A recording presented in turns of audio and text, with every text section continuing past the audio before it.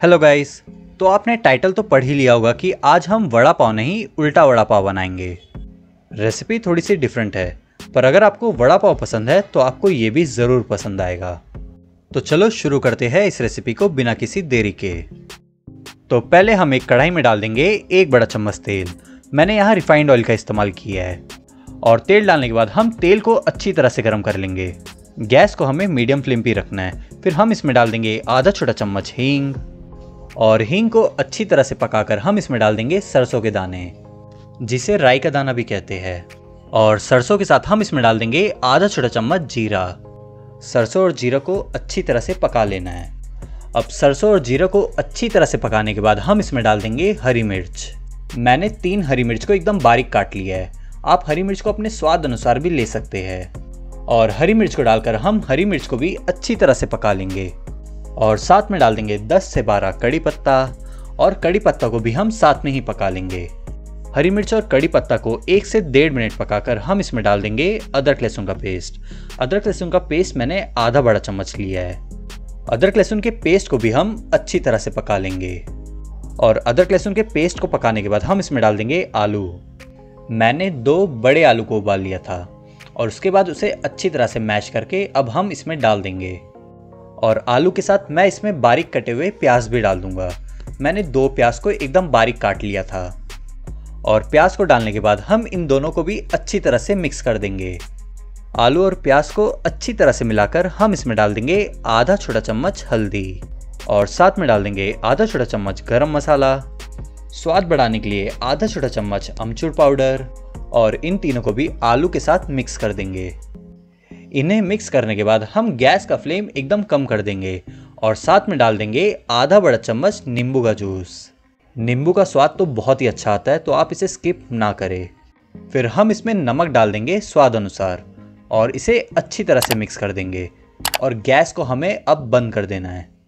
और गैस बंद करने के बाद हम ऊपर से डाल देंगे हरी धनिया, और हरी धनिया को भी हम एक बार अच्छी तरह से मिक्स कर देंगे। हरी धनिया को मिक्स करने के बाद हम मसालों को एक बर्तन में निकाल देंगे। मसाला तो रेडी हो गया है। अब हम कोटिंग के लिए बेसन की तैयारी कर लेंगे। तो हम एक बड़ा बर्तन ले लेंगे, जिसमें डाल देंगे 1 कप बेसन। और बेसन डालने के बाद हम इसमें डाल देंगे 1 छोटा चम्मच हल्दी, और 1 छोटा चम्मच लाल मिर्च पाउडर। और नमक मैंने आधा छोटा चम्मच लिया है। आप चाहे तो स्वाद अनुसार नमक भी ले सकते हैं। फिर इसमें थोड़ा थोड़ा पानी डालकर हम इसे अच्छी तरह से मिक्स कर देंगे। थोड़ा थोड़ा पानी डालकर मिक्स करने से इसमें लम्स यानी गांठें नहीं बनेंगे। और अगर आप एक साथ पानी डाल देंगे तो बैटर पतला भी हो सकता है। तो आप देख सकते हैं कि मैंने कितना गाढ़ा बैटर बनाया है। आप बस इसी तरह का बैटर बनाएं। बैटर बनाने के बाद हमने मसाला भी ले लिया है, और मसाले के साथ हम ले लेंगे पाव।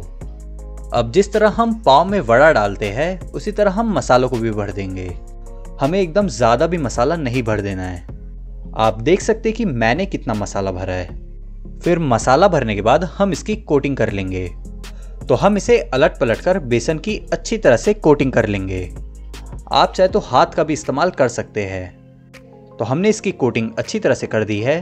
अब हम इसे फ्राई कर लेंगे। तो मैंने तेल को पहले ही अच्छी तरह से गर्म करके रखा था। तो पहले हम इसे हल्का सा तेल में डुबा के रखेंगे, और उसके बाद हमें इसे छोड़ देना है। अगर आप इसे तुरंत तेल में छोड़ देंगे तो बेसन की कोटिंग निकल जाएगी। और अब हम इसे अलट पलट कर उसी तरह पका लेंगे जिस तरह हम वड़ा पकाते हैं। और हमें इसे मीडियम फ्लेम पे ही पकाना है। और जैसे ही ऊपर की कोटिंग अच्छी तरह से पक जाती है, हम इसे निकाल लेंगे। और इसके बाद हम बाकी उल्टा वड़ा पाव को भी पका लेंगे। तो पिछली बार की तरह ही सेम टेक्निक, पहले थोड़ी देर तेल पर होल्ड करके रखेंगे, और जैसे ही नीचे से पक जाए हम इसे अलट पलट कर हर जगह से पका लेंगे। और इसे पकाने के बाद हम इसे हरी चटनी, सूखी चटनी या फिर हरी मिर्च के साथ गरम गरम सर्व कर लेंगे। आपको मेरी ये रेसिपी कैसी लगी, प्लीज़ मुझे कमेंट बॉक्स में बताइए। और अगर आप हमेशा ऐसी ही टेस्टी रेसिपीज़ देखना चाहते हैं तो चैनल को सब्सक्राइब कर दीजिए। Thank you.